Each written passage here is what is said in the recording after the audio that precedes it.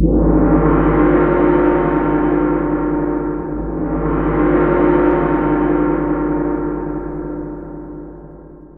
are you doing, boy? Nothing, Dad. I'm just watching the news. Breaking news has just come in from Tibet. It seems more revolts have been occurring against the Chinese government, and they're becoming increasingly violent. Yes, the Tibetans have been frustrated with the Chinese government over their forceful control. They seem to have... They feel like they just have no freedom. It's becoming very serious. The protests were peaceful at first, but it's becoming significantly worse.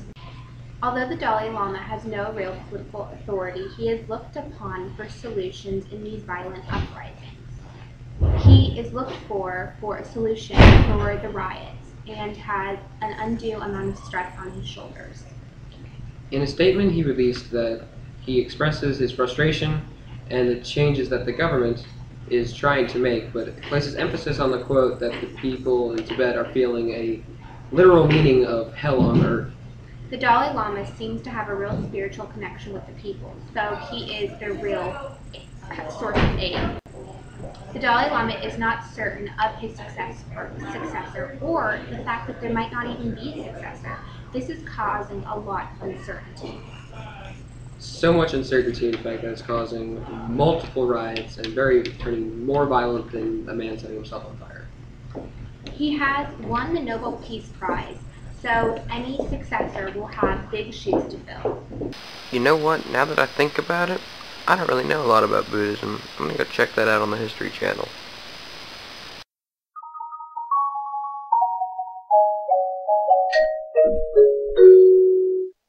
When we look at the rituals of Buddhism, we notice that it's more of self-enlightenment, self-exploration, as opposed to the study of one god or religion.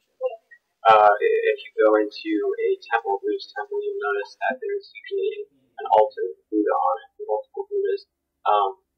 These are decorated usually with assorted offerings to pay homage to the Buddha and respect the Buddha, because the entire ritual is based on respect for the Buddha. Now, when you go into one of these temples, you'll notice that there would be a main preacher or a scholar or a priest who is ringing a bell, singing while reading from the prayer book, the Buddhist prayer book. Now, usually, people attending this ritual will read the prayer book in respect for Buddha. Other than that, a lot of times they go and they meditate, and this is for self-exploration. And through this method of self-exploration, hopefully they achieve enlightenment in their overall search. Monasticism was practiced by Orthodox Buddhists. They lived in the monasteries most of their time. These monks would also pilgrimage to sacred sites, such as the tree in which Siddhartha Gautama sat under and meditated and achieved enlightenment.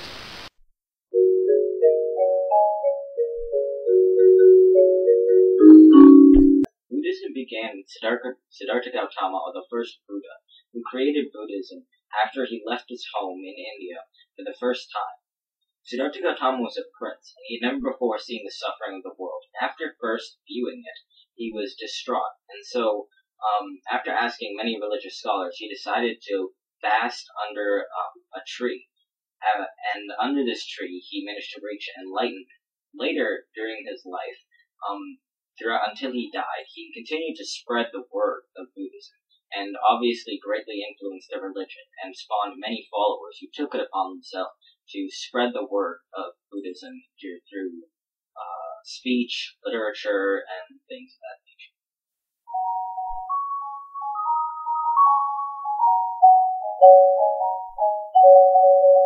There are plethora of Buddhist scripts, yet while they differ in the storyline, certain themes remain the same, including how Buddhists believe that all desire causes suffering. Questions that tend not to edification is a great example because it portrays a narrative in the Buddhist label of the world. When confronted the Buddhist about these questions, the disciple threatens that he will not follow the Buddhist teaching. And the Buddha responds with an analogy about a poison arrow and how that portrays the suffering.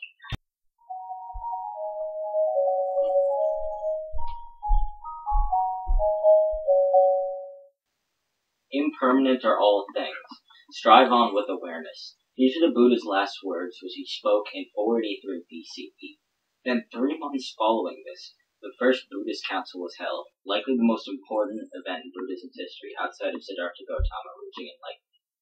The Buddhist council, the purpose of it was to basically hash out the details of what Buddhism is. Because there were dissenters amongst the Buddhist people, after Buddha died, they were lost. And so the council was held in order to establish what Buddhism's ideas were, what the Buddha taught. And so many of his pupils from across the land came together and essentially established Buddhism for the first time.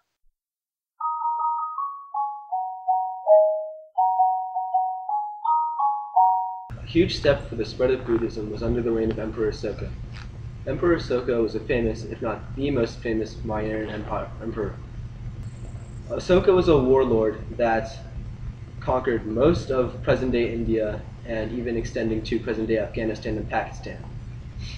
However, during one particularly bloody battle, the Battle of Kalinga, he had a change of heart, thus adopting Buddhism. Later on, after his life, many Buddhist emperors took Asoka as a model and thus spreading Buddhism even further. He further spread Buddhism through his edicts and influenced many people throughout his whole domain.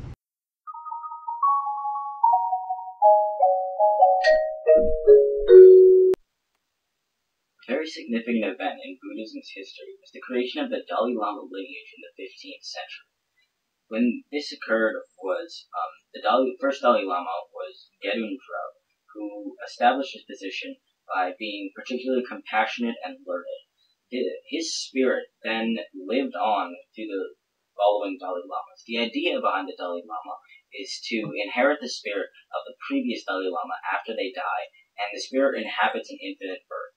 Then the Buddhists find the boy or girl, and he is granted the position, which means that he can gain it at a very young age. The fact is that many people look up to the Dalai Lama for compassionate advice as a placeholder, things of that nature. However, as many of you have seen likely on the news, the Dalai Lama has not chosen a successor yet, and this could have potential consequences, but especially now when the Buddhism is connected with politics, economics possibly, and the like. Buddhism is the 4th largest religion in the world presently, originating in Southeast Asia and spreading all over the world. It now has 376 million followers. Thank you for watching our presentation. We hope you learned a lot. Tune in next time on Curiosity.